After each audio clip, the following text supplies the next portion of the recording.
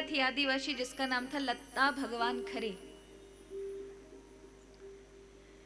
तो महाराष्ट्र में एक बुड़ाना जगह है, वहां की वो रहने वाली थी। देखिए, इससे आपको समझ आएगा परिवार किसे कहते हैं। आदिवासी महिला है, तो बहुत दूर सुदूर इलाकों में एक जमींदार के यहाँ ये काम करते हैं पति पत्नी। 2-3 बेटियां हैं, पालन पोषण करके जैसे तैसे उन बेटियों का विवाह किया। ज्यादा अमीर नहीं थे, उन्हें बस भोजन मिल जाता, इतना ही अमीरता उनके पास थी। लेकिन जैसे ही बेटियों के विवाह किए, कुछ सालों बाद उसके पति को, ये लता भगवान खरे जो है, इसके पति को दिल की बीमारी हो गई। अब इन्होंने वहां पास के जो सरकारी अस्पताल था उनको दिखाया, मना कर दिया कि यहाँ व्यवस्था नहीं, तुम तो शहर जाओ। अब ये शहर गए बारामती दिखाने के लिए, तो पैसे लोगों से उधार लिए, कभी मांगती नहीं थी। स्वाभिमान आज हिल गया, पति बचेगा तो सब चीजें होंगी, अगर पति नहीं रहा तो किस काम का।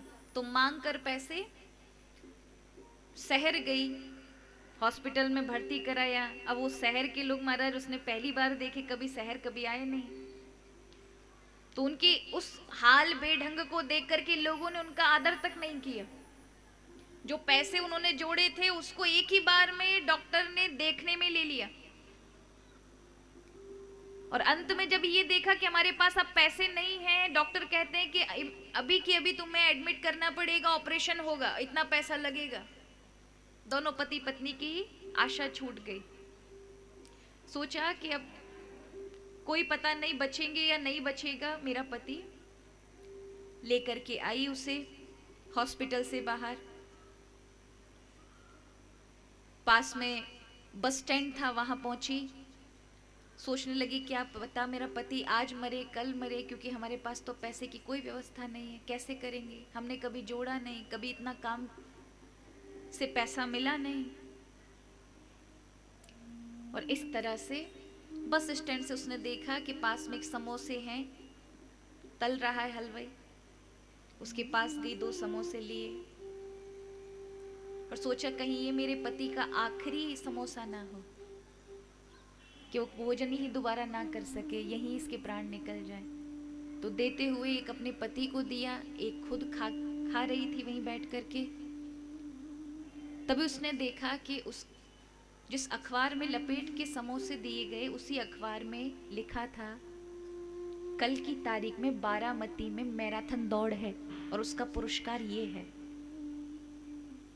उसकी आंखें चमक गईं। जिसने कभी 65 साल की बुढ़िया कभी दौड़ ना तो की,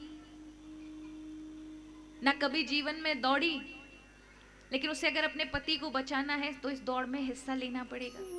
महीनों भर से तैयारी कर रहे नौजवान 20-22 वर्ष के जब उस बुढ़िया को देखते हैं तो उनको लगता है किसी नाती या अपने छोटे किसी पोते को लेकर आई होगी, लेकिन सबसे गिड़गिड़ा रही, मुझे बस एक मौका दे दो, इस दौड़ में शामिल कर लो, मुझे मेरे पति को बचाना है।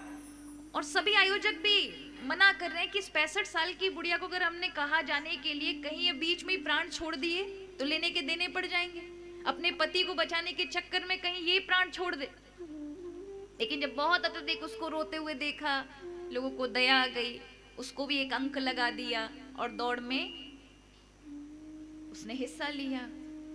जब लोगों ने नौजवानों के बीच उस 65 साल की बुढ़िया को दौड़ते हुए देखा तो लोगों ने बहुत हंसी उड़ाई, मजाक बनाया, लेकिन उसके लिए, उस बुढ़िया के लिए तो महाराज उस ये मजाक और हंसी ठिठोली उसका ध्येय नहीं था। ये तो मार्ग के छोटे मोटे अवरोधक थे।